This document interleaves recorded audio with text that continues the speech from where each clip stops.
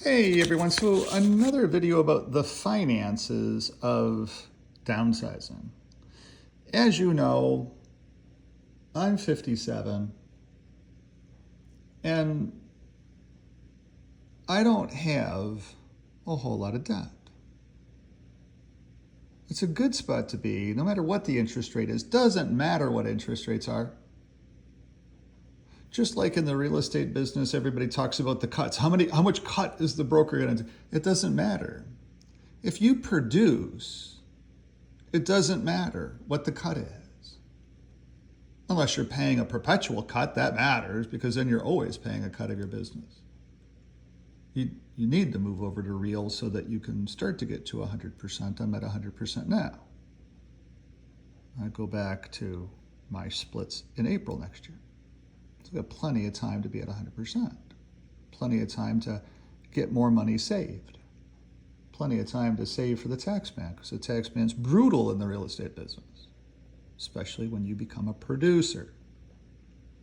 So this video is about all those homeowners that currently have about an $800,000 house or an $800,000 mortgage, and they have about $100,000 of equity.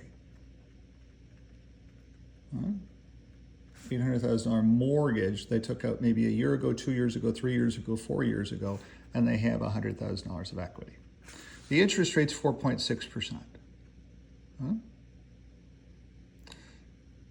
And we're only looking at what if they downsized from an $800,000 house to a $600,000 house, and then what if they took this money that they'd be saving and they put half to their family budget, or $877 a month in freed up money for the budget, and they used $800 a month to pay extra on that new $500,000 mortgage because they'd be transferring the equity on a $600 to make it $500. At 4.6%, the payment would be $27.95. Over here, the payment is $44.72. So you can see that there would be a considerable sum of money freed up for the family budget. We're taking half of that, or a little bit less than half of that, and we're saying we're going to pay extra to pay this off. We want to get debt free. Look at Brian's way. We want to be 57 and have life just open up on us. If we can survive that long. There's a lot of people dying early right now. So anyway, what's the differences just in interest alone? Okay, $36,800 a year you're paying on an $800,000 house. $36,000 of opportunity cost to live there, the interest rate cost. Not including taxes or anything like that. I haven't factored in the tax savings or any. I've just kept it simple. So then what's the difference over here? $23,000 of interest. That frees up $13,800 a year in difference, just by downsizing to the right-sized house. You should have never upsized in the first place. When interest rates became free, who cares? If you're living in the right house in the right neighborhood, why do you need to move to Bell River? It's just farther from everything. Everything becomes harder because suddenly you're in the car driving with all these other people that are doing the same thing. It's like, if you're doing that same thing, why am I doing this? Because it doesn't seem like it makes any sense. I'm now spending an extra half an hour in the car, 15 minutes. It's an extra half an hour a day. To have an $800,000 house doesn't make any sense. I fell into all of that. And I said, this is just nuts. Let's get out of this. Let's live like somebody. Let's live like no one else right now so that later we can live like no one else. And we had two incomes. We still do have two incomes. You know, we have like one regular income right now and all of my different income streams. So two incomes. And so we just started applying all that extra money to pay our house off. Now, I'm not asking you to do that. I'm asking you to be systematic with your process. I'm asking you to downsize to a right-sized house that you should have never gone over here in the first place when interest rates were free. But I'm asking you now to come in and say, okay, hey, I'm going to bump up my monthly budget by $877 a month, and I'm going to put $800 a month extra onto a new mortgage, and I'm going to get the right-sized mortgage. I'm going to go down to a $600,000 mortgage. I'm going to take my $100,000 of equity, giving me a $500,000 mortgage. Right? And then the question is, how fast would I be debt-free? Or how fast would I have better equity? How rich would I be in a period of time? So you do the math. Very simple to do the math. It just takes a little bit of time. It took me half an hour to get ready for this video. All right? And there's computer programs, you don't have to do it this way. I'm old school. I grab a pen and a paper and I say, oh, okay, let's look at this. Old school. Nothing wrong with old school. Still the same math. If not, possibly better math, actually. So interest rate is 0.3833%. So you take the 4.6, which you're paying annually, and you divide that by 12. Tells you that the interest rate per month that you're paying to the bank is 0.3833%. And your mortgage payment is going to be $27.95 plus $800, $35.95 a month. So in the first month, you're going to pay $1,916.50 of interest, but you're going to be paying $35.95 a month, so you're going to knock down your $500,000 note to $498. At the end of the first year, your $498 becomes $479. That's what you owe after the first year. Your interest rate is now only $18.44 a month, and you owe $479.48. Your $600,000 house has become $613 because it's increased some in value. We don't know what that sum of value is going to be, but let's just say that it goes up 2 or 3% per year. Not 6 or 7, just 2 or 3. That's all we need, 2 or 3. Please give me 2 or 3. So your equity in the first year is going to be 613 minus 479 is 133,572. You've got 133,000. So your $100,000 that you moved over, you ported, is now 133,572. You made $33,572 by paying your house off, by downsizing to the right house and then paying it off.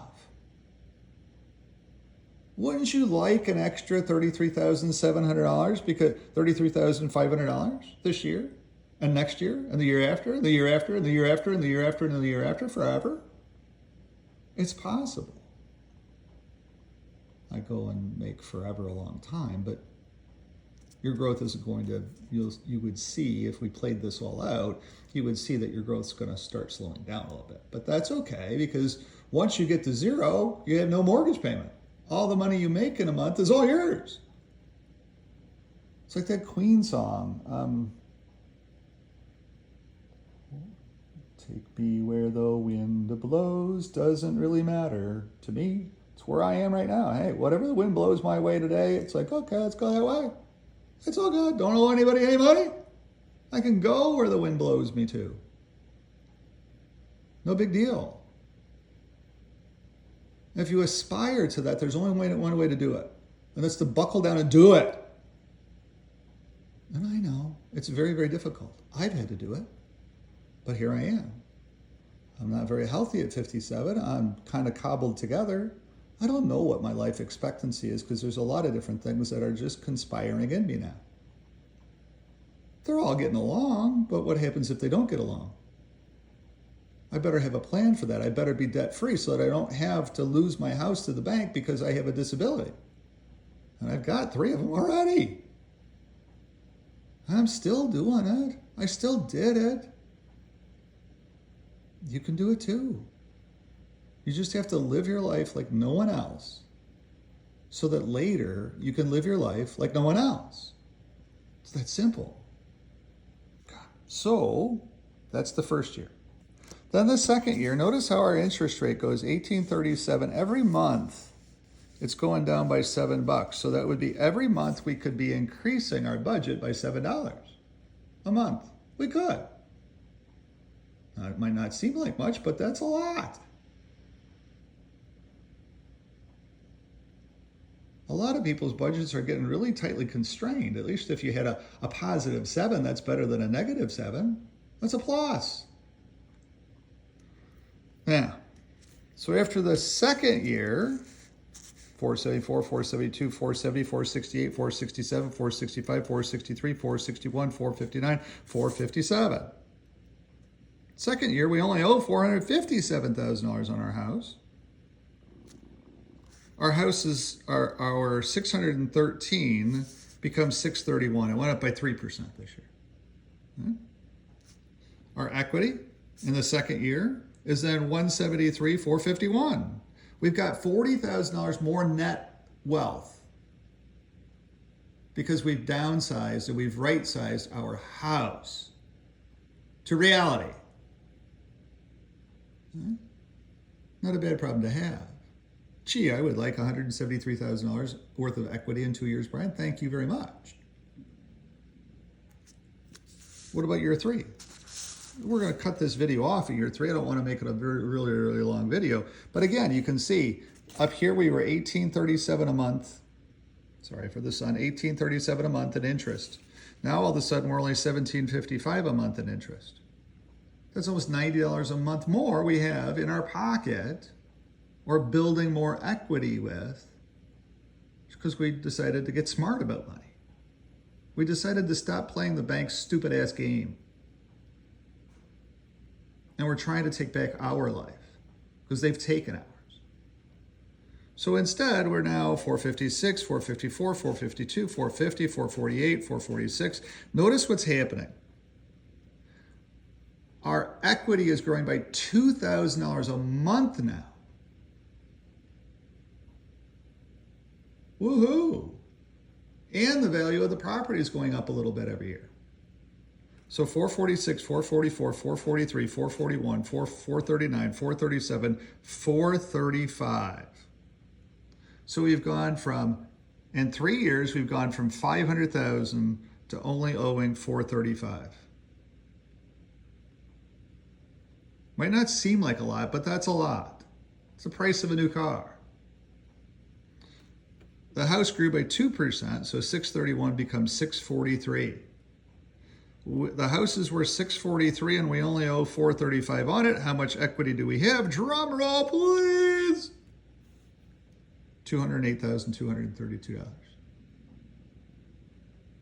$208,232. So our $100,000 of equity that we moved by downsizing and cutting our interest rate and paying a little bit more, but still giving our family a $877 per month pay raise, our equity is $208,232. Our equity doubled in 3 years because we had $100,000 of equity when we made the move. Now suddenly we've got $208,000. So our $100,000 doubled in 3 years. Where else on the planet are you going to get a double on $100,000 in 3 years? Nowhere. Look at your house. Look at your debt structure. Look at how you sit there and look at money and change around how you look at money and you will become rich. The reason you'll become rich is you won't owe anybody any money. Nobody will be in your pocket. Hey, don't forget, you owe me, you owe me, you owe me. Now you can see in 3 years, this is where we're at. What if in another 3 years, we've got $400,000 of equity? Really? Well, yeah, if our house continues to increase, maybe it stays stagnant at this 643. It doesn't matter. Maybe it only goes up 1%. It doesn't matter because we're still knocking down what we owe on it tremendously, and it's rapidly increasing the more that we continue to stay on this trend. Now, when we get to our 5-year anniversary and we have to renegotiate or redo our loan, we don't stretch out the amortization. If we were in a 25-year ammo and it's now 5 years in, we stick with a 20-year ammo of the remaining balance. That's all we do. We just, 20 years now 15 years, now 10 years. You'll have it paid off so much faster than that anyway. You can see how we've already gone from $500,000 to $435. In 3 years, we've got $75,000 worth of equity, or we've knocked down the payment by $75,000 or $65,000 over 3 years. 65,000 divided by 3. Let's just do that. 65,000 divided by 3. That's $21,000 a year that you're paying that house off. at $21,000 a year, and it's going to go up from there. But let's just keep it simple. 500 divided by 21,000. It'd only take you 23 years to pay your house off. It's going to take you less than that, by the way. It'd take about 19.6 at this pace. It's about what it's going to be. It's about 6 3-year time periods. About 18 years.